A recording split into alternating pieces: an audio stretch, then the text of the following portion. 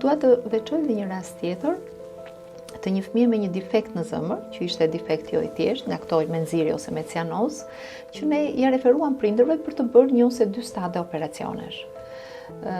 Natyrisht jashtë me këto kolateralet. Prindrit nuk pranuan, nuk e di pse u ndodhën dhe nuk pranuan. Ndërkohë sa i kaloi koha dhe ajo u bë disa vjeçe.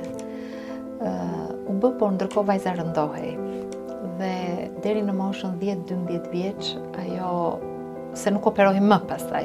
Çdo gjë ka kohën e vet. Pra duhej bërë 3 muaj, bënte një tjetër paliativ 3 vjeç dhe mund të rritej se kemi shumë 20 e ca 30 vjeçar që kanë bërë ato që quhet operacioni fontanit.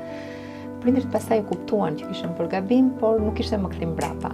Dhe para disa muajsh ajo vajzë bëri exitus, por ajo ishte pastaj e vetëdijshme dhe kemi qenë të gjithë si ekip, bashkë me prindrit, se vinte shumë shpesh çdo javë, ishte me insuficiencë kardiake të rëndë e tjerë, që mundoheshim ta mbanim me fjalë të mira e tjerë, po dhe ajo vajzë e zgjuar po e kuptonte ato dhe ishte vërtet një dramë shumë e madhe që nuk do ta haroj domethënë.